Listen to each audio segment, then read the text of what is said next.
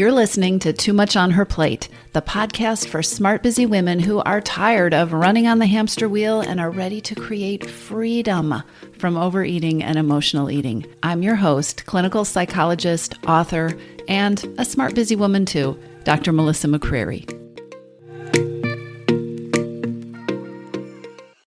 Hello, everybody. Come on in.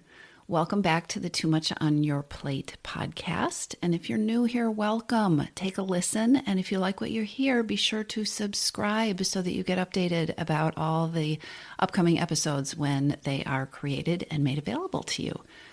This is the final episode, not of the podcast, but the final episode in a series that I've been doing on mindset trouble. Ways of thinking, stories that we tell ourselves, patterns in our head that so often high-achieving women think are helping them create more success, when actually what they're doing is slowing you down or tangling you up or making things way more complicated than they need to be. You don't need to listen to these episodes in order, but they're all really important, and I will put the link to the other 4 episodes in the show notes for you. So the last mindset minefield, the one that I want to talk about today, is what I call independence on overdrive, or the superwoman mindset, hyper-independence. I guess that's actually 3 names, and maybe by the time we title this episode, I'll know which one to stick with. This is the mindset, this is the way of thinking that so many smart, successful women come by kind of honestly. They kind of create it for themselves, and with good reason. If you do a lot, if you manage a lot of responsibilities, if you work to be successful, you are very likely to also pride yourself on your own personal strength and independence and your ability to get the job done, right? These are good things, right? Of course they are. But independence, the ability to be independent, can morph into a sabotaging mindset, a sabotaging set of thoughts and beliefs when it becomes overly rigid. Now, I want to caution you here about all or nothing thinking, which is a whole other episode. This mindset trouble does not come in an all or nothing package. Independence on overdrive, that superwoman mindset, may be a characteristic that is everywhere in your life. Or it could be something that shows up only in certain areas. There might be certain corners of your life, certain sectors where you have this story that you should be able to handle things all by yourself. I hope you can hear the air quotes, right? The truth is that many successful women don't even think about asking for help in certain areas of their lives. I'm especially talking about areas that have to do with your own care and your own needs, and extra especially talking about your relationship with food and overeating or emotional eating. Many successful women don't even think about asking for help in these areas. And when you combine a story that you shouldn't need help with not having achieved your objectives in that area, so you shouldn't need help, but you're not achieving your goals, you're not getting where you want to go, then that can lead to guilt and shame, and that whole combination tangles everything up even more. So you might be a master delegator at work. You may be a great team builder. You might be very clear on the value of that capable team and how that contributes to your own success, how that gets your objectives met, what that brings to your business. But it might not ever even occur to you to ask for that very kind of help that could help you soar in your personal life, or with your healthy lifestyle goals, or with changing your eating. And this can be a devastating blind spot. Mindset trouble can involve blind spots, and it also involves stories and beliefs that we tell ourselves that keep us from seeing that blind spot, or that keep us purposefully ignoring that blind spot. When you're telling yourself a story that creates independence on overdrive, you're only looking within for the answers. You might tell yourself stories that lead to overly valuing your ability to not rely on others and the importance of not relying on others. And you may also have a long list of expectations for yourself that get in the way of you having what you truly need to actually be superwoman when it comes to tackling overeating or emotional eating or other things. So what are examples of stories and beliefs that can isolate you and that can reinforce this superwoman hyper-independence mindset? I'm so glad you asked. I want you to ask yourself how many of these ideas and beliefs and thoughts how many of these do you have floating around in your head when it comes to overeating and emotional eating? All right? I shouldn't need help with this. That's a big one. I should be able to figure this out. There are a lot of shoulds. In most mindset trouble, there are a lot of shoulds, but there are a lot of shoulds in this area. There's no reason I can't get this done by myself if I just focus, or if I just buckle down, or if I just get serious. There's no reason I can't do this by myself if I only, right? Here's a big one. No one can do it the way I want. No one can actually help me the way I want to be helped. And then when you throw in a dose of being overly busy or just plain being busy, you get that thought, I don't have time. I don't have time to explain this to anyone. I don't have time to get help. Another big showstopper can be, no one can help me with this because I'm not even sure what I need. I don't even know what to ask for. How many of these thoughts and beliefs come up for you on a regular or even a semi-regular basis, or in specific areas of your life? Your relationship with food isn't just about food. In fact, it often isn't about food at all. If you're eating in a way that isn't working for you, your relationship with overeating or emotional eating is also quite probably related to your level of stress, or overwhelm, or exhaustion, or busyness. Now, as a side note, if you want to figure out what it's related to, or if you want to target how to start untangling that mess, then make sure you take the free Hidden Hungers quiz at toomuchonherplate.com/hidden-hungers with an S dash quiz. I should say that again. toomuchonherplate.com/hidden-hungers-quiz. Right? That's the link to the free Hidden Hungers quiz. I'll put the link in the show notes. That's a side note, but that will help you target what's the best place for me to start with all of those reasons that are leading me to overeat instead of feeling like I have to do it all at once. Okay? So back to what I was saying. If one of your triggers to overeat is stress, or if it's overwhelm, for example, then you can see how having a mindset that encourages independence or independence on overdrive, when actually asking for help or support or when delegating would be more effective, you can see how that mindset that encourages you to go it alone can lead you down a path that's going to lead to more overwhelm or more stress, and then to emotional eating or overeating. Developing and relying on a quality network of support, a base of support, that's a skill. And it's one that some high achievers never learn, at least in certain areas of their life.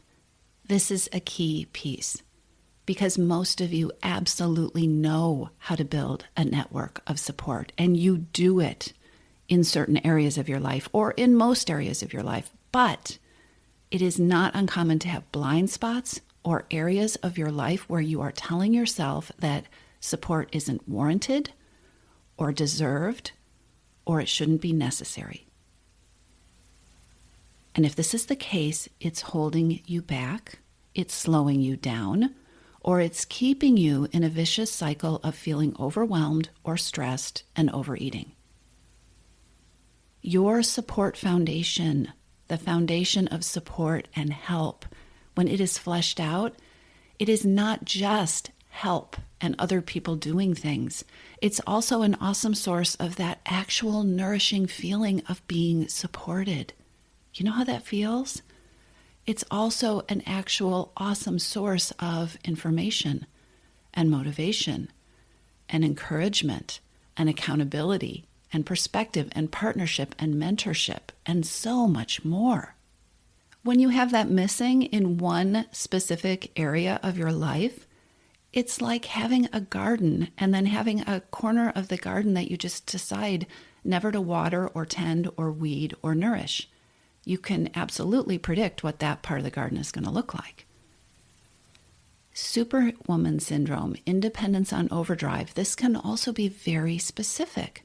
It is not unusual to be very successful in just about every area of your life and then use that success and competence as a weapon against yourself and as a reason that you shouldn't need help with that other area, that one area that just seems to elude you, right? And for a lot of high-achieving, smart, successful women, it is that area of taking control, taking their power back from emotional eating or overeating or your relationship with food. Here's what I want you to do. I have an assignment for you in this episode. I want you to take a moment or two to sit down with yourself and a journal or anything to write with and on. I want you to do this by hand. And I want you to write this sentence at the top of the paper, all right? Here's the sentence I want you to write. I could get help to make my eating and my relationship with food feel good and work for me. Okay, the sentence again. I could get help to make my eating and my relationship with food feel good and work for me. Just write the sentence. Just pause the podcast. I will wait. I could get help to make my eating and my relationship with food feel good and work for me. Now, take a couple of deep breaths. Get yourself to a place of non-judgmental curiosity. And I want you to write down, uncensored, everything that comes to mind about that sentence. Every thought, every objection, everything you notice that you feel inside your body, every judgment, every reason that your brain tells you this would be great, or impossible, or inaccessible, or unreasonable, or the best thing ever, or it wouldn't work, or it would work so well. Write down everything, uncensored. I'd actually love it if you would literally pause this podcast episode and go do this now. But if you need to do it later, I want you to definitely do it. And don't censor yourself. I want you to approach this with curiosity. What comes out when you respond uncensored to that sentence, I could get help. Actually, let's make it, I can get help to make my eating and my relationship with food feel good and work for me. This is an experiment. It is an absolute experiment with no right answers. So you are collecting data. Do it uncensored. Don't censor yourself. Do it with curiosity. And when you're done with the list, don't judge that either. It's just data. Data about the dialogue that you have going on in your head about allowing help, about the possibility of help to create the best relationship with food that you could have. Take a look at that list without judgment, without curiosity, right? We're just analyzing our data here. Look at the list. Look at the thoughts. Look at the beliefs. Are they helping you? Are they holding you back? Are they reinforcing the idea that you'll never succeed? Or did the things that you wrote down leave you feeling like there is a foundation available to you that you could use to elevate yourself to a place where you feel like Superwoman, where you feel unstoppable? What's the data that you have on that page about the mindset that you are carrying around about independence or hyperindependence and asking for help? I want to challenge you to find whatever data you collected interesting and challenge yourself to think about, if I want to change this, how can I start to change it one step at a time? If you look at that list and you are feeling like your independence muscle is overdeveloped and you need some help activating or creating more support, here are some things you can do to get started. And they're simple, they're doable. And I want to remind you to avoid the all or nothing thinking or the go big or go home mindset. And remember that simple is stuff that we will do. It is something we can execute, and simple, small steps are way more powerful than you think. So start by asking a simple question and start practicing asking, who can help me with this? Ask yourself what it would feel like to allow help and support in. What would be some thoughts that might be more helpful if you don't like the thoughts that came up for you, thoughts that feel accessible and helpful that you might be able to practice? In areas of your life where it's appropriate, start asking who you can delegate to. And if you want help and coaching and resources to create real freedom and real peace in your relationship with food and the way that you eat, then definitely check out Your Missing Piece. Life is too short to spend it trying to do everything yourself. Plus, it's impossible. Take a step, break the vicious cycle, and I'll talk to you soon. Are you ready? Are you ready to lose your overeating and emotional eating habits? Are you ready to find a relationship with food that fits you, one that's deprivation-free? Then you need to join Your Missing Piece. Enrollment is open, and now is a perfect time to join us. Go to toomuchonherplate.com/your-missing-piece, PEACE, or click the link in the show notes to take you there. Your Missing Piece is the program where I show you step by step. I walk you through the process of creating freedom from overeating with a unique combination of personalized coaching with me and smart strategy. You'll learn how to reclaim your power, ditch the diets, and create results that are built to last. Check it out at toomuchonherplate.com/your-missing-piece, and I'll see you inside.